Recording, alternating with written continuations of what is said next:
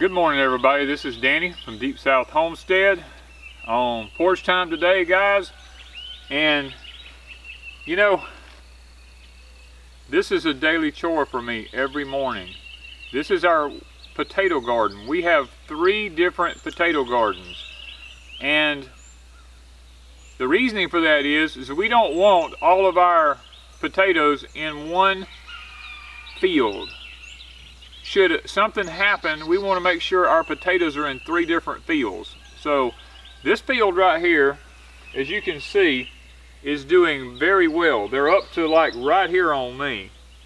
They're really deep, really beautiful. We've put the extra fertilizer in this year. We've taken the extra care, and what I'm doing is walking through the garden and I'm checking for insects on my potatoes. Now this morning I only found 2 stink bugs. That's really good. It's been cool enough in the mornings. This morning's pretty cool, in the low 50s.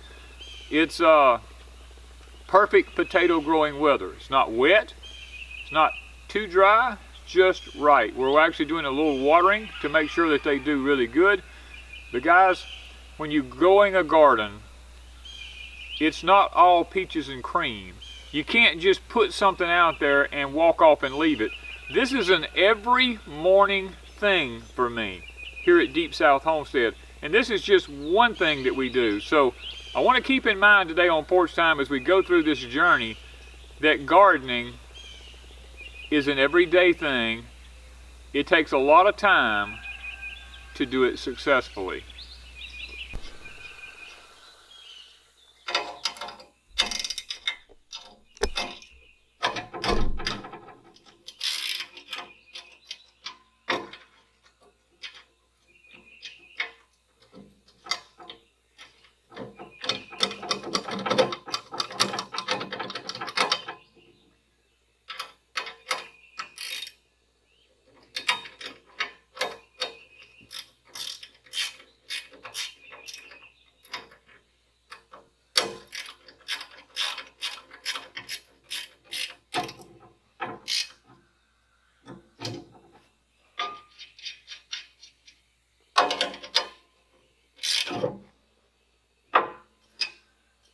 And yes, here at Deepsouth Homestead, we still do a lot of our stuff by hand. We have the Hoss Tool high wheel hoe here that we use on a regular basis, and it takes adjustment. We had the plow set for when our crops were little, and now I'm adjusting them up to where the crops are a lot taller and a lot larger now. So I want to make sure that the high arch part in here is able to reach over the crops, and the plows are far enough apart that I can pull dirt up now from a wider area to be able to plow. Guys, it's just part of it. A lot of people think that we only use equipment that's diesel powered, tractors and stuff like that. Yes, we do use a lot of it, because Wanda and I have 7 different gardens. We've learned on our homestead here at Deep South that these are 7 large gardens, and it takes a lot of diligence to raise all of your own food. You can't just have a little tiny garden and produce what we need for an entire year for both of us without having to go to a grocery store. So Wanda and I spend a lot of time working in the garden. And if you notice, I'm out here, the sun hasn't even come up yet. It's still way before daylight. It's just now 6:30. So guys, this is what it's about. It's about being diligent in what you do. Having the right equipment. We invested in Hoss Tool stuff over a year ago, and I have not regretted it since. This has made our life so simple. We're able to put our rows closer together. We're able to utilize a lot of space that we were wasting with the tractor. Now, when it comes to things like our sweet potatoes and things like that, yes, and field corn, yes, we do still use the tractor for that, because we need the extra room for things to grow. So I'm going to continue adjusting the plows here, getting them ready, and then we're going to start plowing some sweet corn.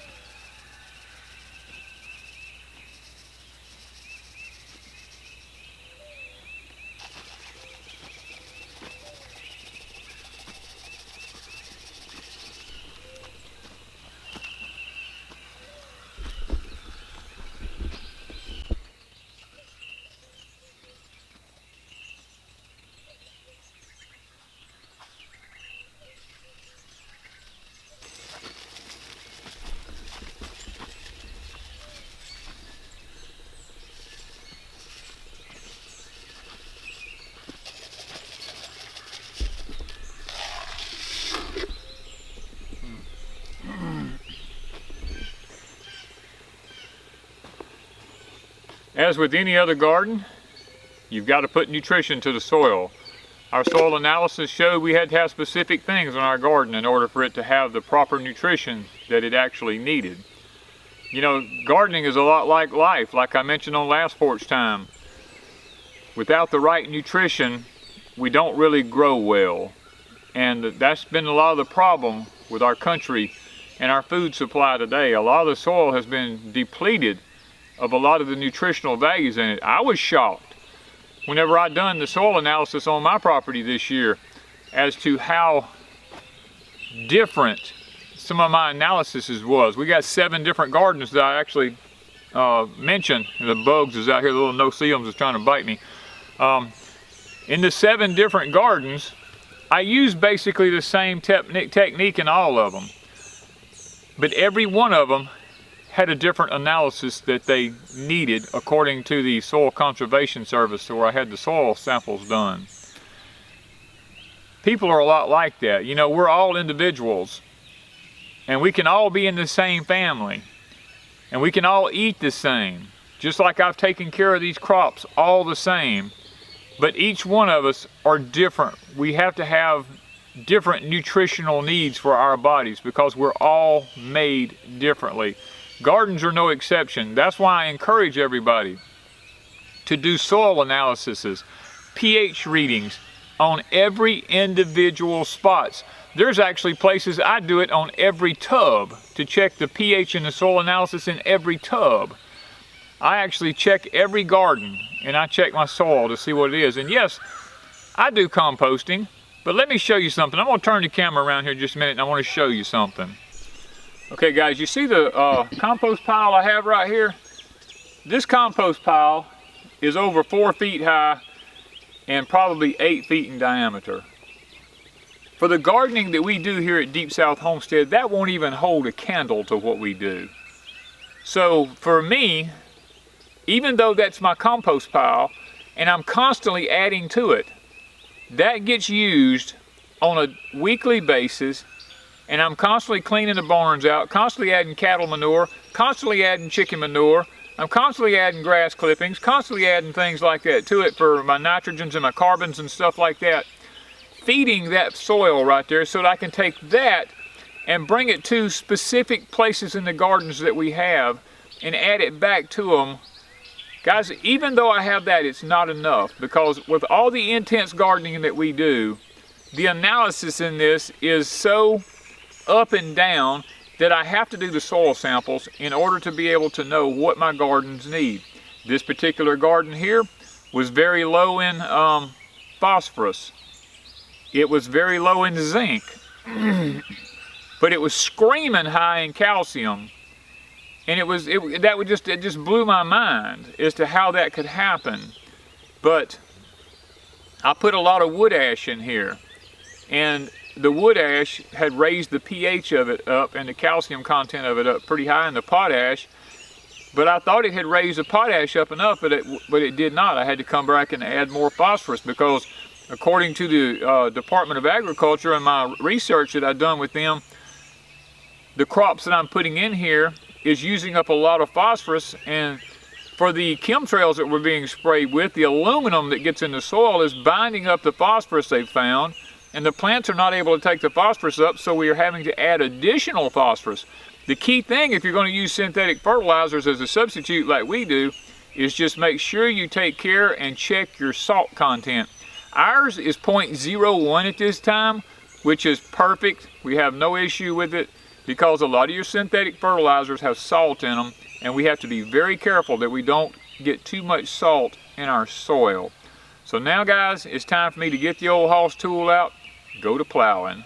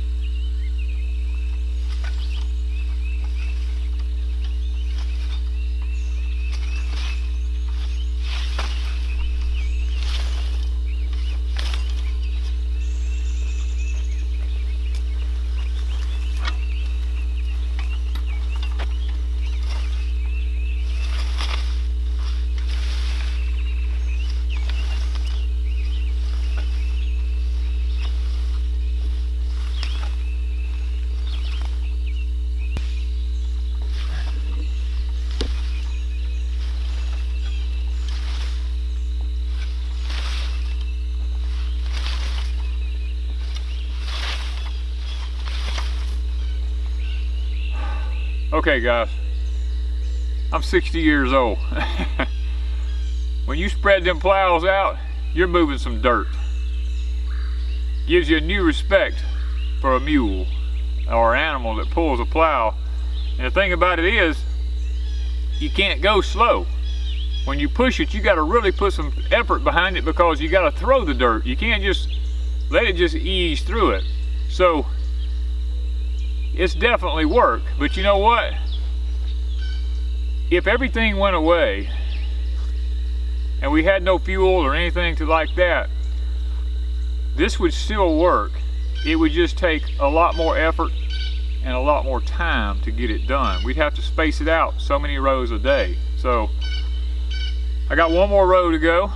I'm gonna get that other row done, and then we're gonna talk about some other things here in the garden.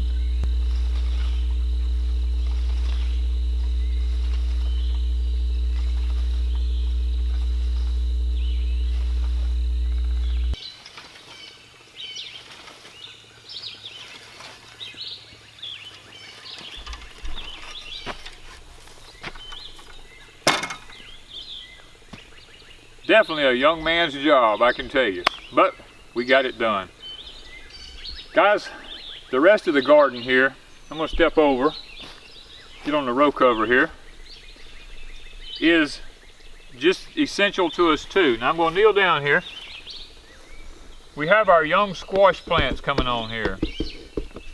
Squash is something that we really battle with here at Deep South Homestead. Used to, you could plant squash here and just a few plants would give you more squash than you even knew what to do with.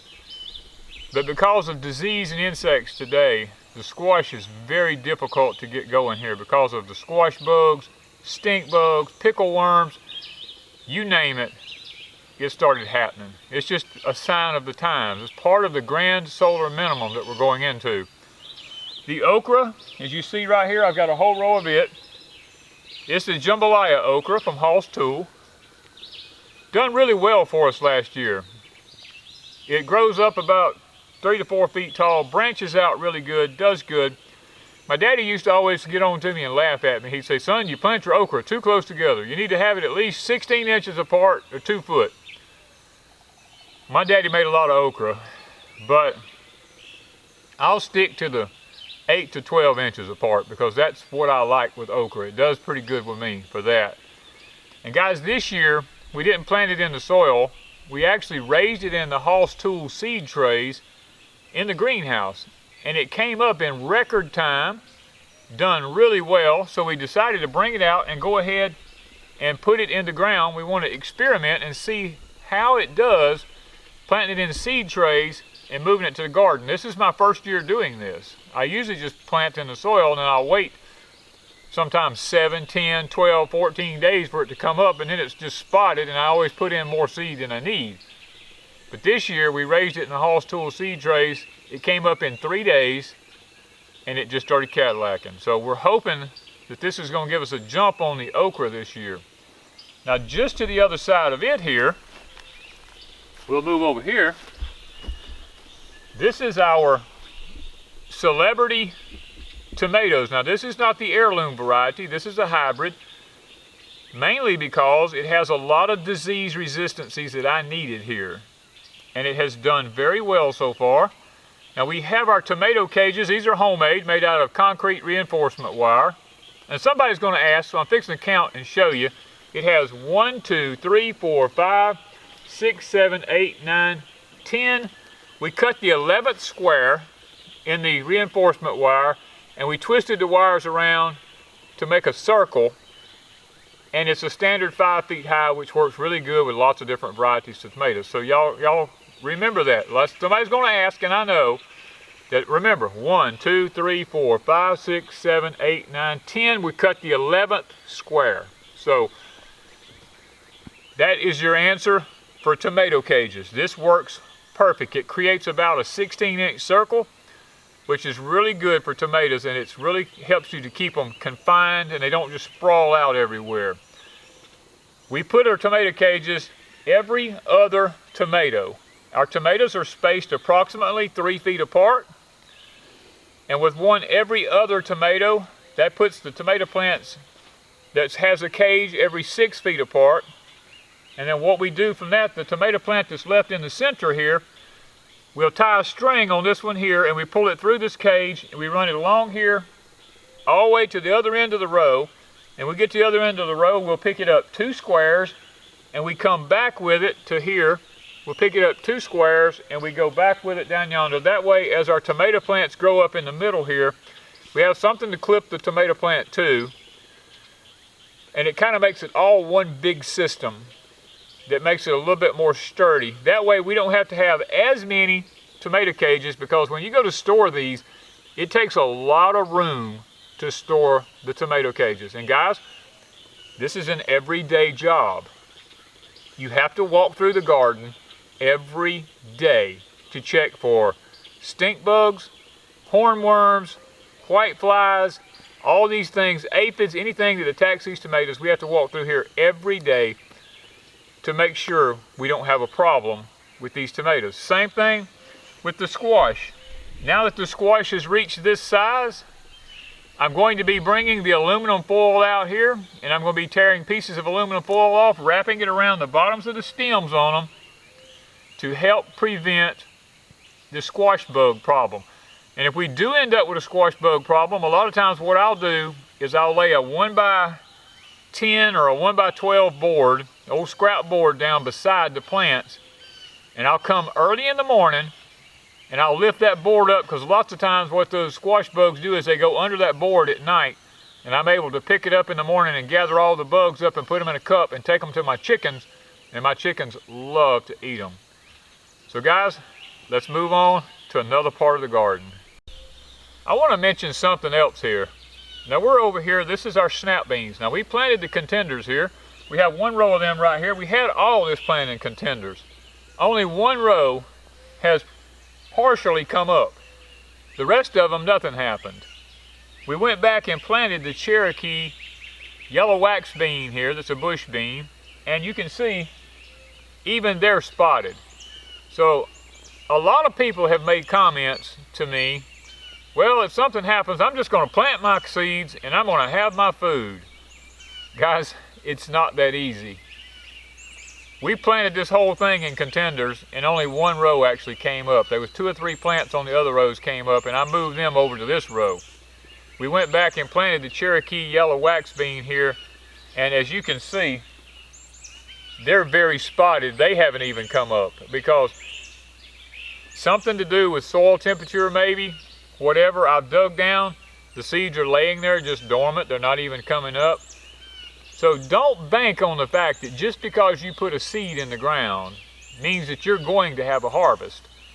Because lots of times, this is becoming an issue.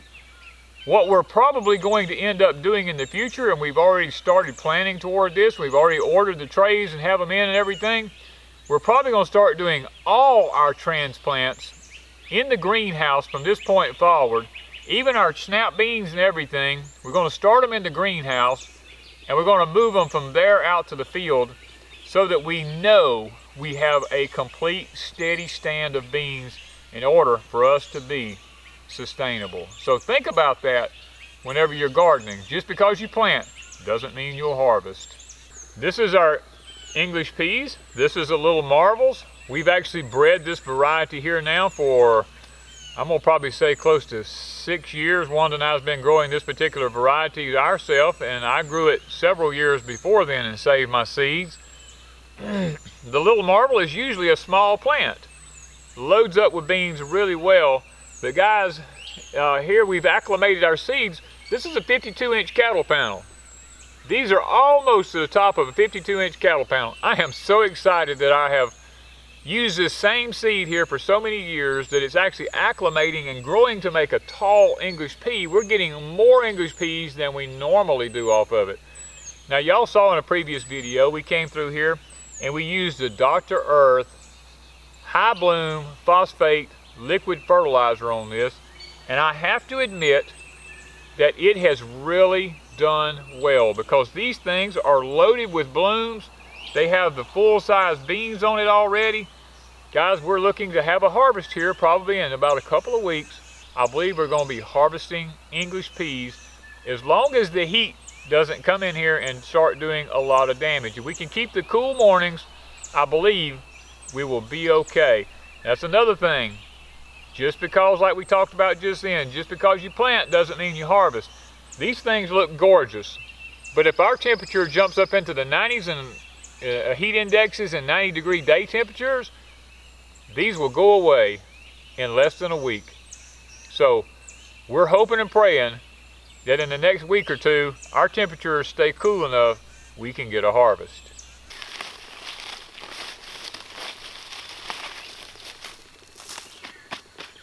Guys, this is our Allium Garden, and yes, the grass and weeds are trying to overtake it, but this is one of the things I'm telling you about. It takes a lot of work. The alliums are very shallow rooted, so we really can't plow them. We really can't hoe them or anything like that. This has to be done by hand. This is one of those things that we work on it as we have time. The alliums are pretty resilient. Most of this here is our elephant garlic. We have 2 gardens with elephant garlic in it. And the rest of these are 3 different varieties of shallots. This rows are approximately 100 feet long. So that's a lot of onions and shallots that we have here. Now we do have some bulb onions, and we'll show you them a little bit later in one of the other gardens up here. But we also, beside us here, have another variety of tomatoes. Now this is Mrs. Wanda's garden over here at the cabin. It has 2 or 3 different varieties of tomatoes here in this. We have some bell peppers, and then on the other side we have the Egyptian walking onions on the other side over here. Now they will be allowed to go to seed, and we will let them continue to multiply. And then on the way on the other end down yonder, about 100 feet down there, is the traditional multiplying onions that we keep here at Deep South Homestead. We have some of them over here at the cabin garden also. Guys, it's a big job taking care of all these gardens. And you know, lots of people call us on the phone and we don't answer all the time, mainly because we don't carry our phones with us, because we're always in the garden trying to get stuff done and trying to get the garden in really decent shape before the extreme heat hits here. And once we get it in good shape, we're pretty much okay after that, because you can see the heavy leaf here. Look at it. Look how deep the leaves are. It just keeps going. The leaves are very deep. That's in the center of our rows here. Most of our weeds are just right up around the onions up here. Up here at the very top. We pull them by hand, like that right there, and we just get them out of the garden. That way our shallots and stuff can grow and they'll produce, because it's getting to be the time of the year. They went through the real cold, now they got the new growth coming in the top here. They're going to be going to seed and everything here before long. We want to make sure we get it all taken care of, so that when everything starts flourishing like it does in the summertime here and it comes out of this cold weather we've had, we've got it in good shape. The deep leaves in the middle here provide excellent mulch for the garden. And guys, it's just like our lives. You know what I mean? There comes times in our lives that we have to weed out some things. Things begin to creep into our lives and they begin to overtake us. And when they overtake us, they wear us down. Kind of like this COVID-19 thing that we're going through right now. A lot of people are freaking out about having to shelter in place. Oh my God, I can't go anywhere. Well, you know what? Calm down. Start weeding out some of these things. Most of the stuff we do on a daily basis is not even necessary. Spend your time. Come out to the garden. Find you a quiet place. Do like I do. You know what? Sitting here pulling weeds may not be a happy thing for a lot of people, but for me and for Wanda, it's our quiet time. We can sit here and pull weeds. We can reflect on the day. We can enjoy the wildlife that we hear around us here in the woods, the birds, the squirrels that's jumping in the background here. All these things we can enjoy while we're sitting here pulling weeds. It doesn't have to be a chore. It can be a joy. And we can forget about COVID-19. You know, we can forget about these things that are all we hear about today, all the death and the sickness and the destruction and everything, the famines, the pestilences, the food shortages, all these things, and we can sit here next to our crops and we can just enjoy the fact that, you know what, I got shallots right here, I got garlic right here, I got tomatoes right there, I got pepper right yonder.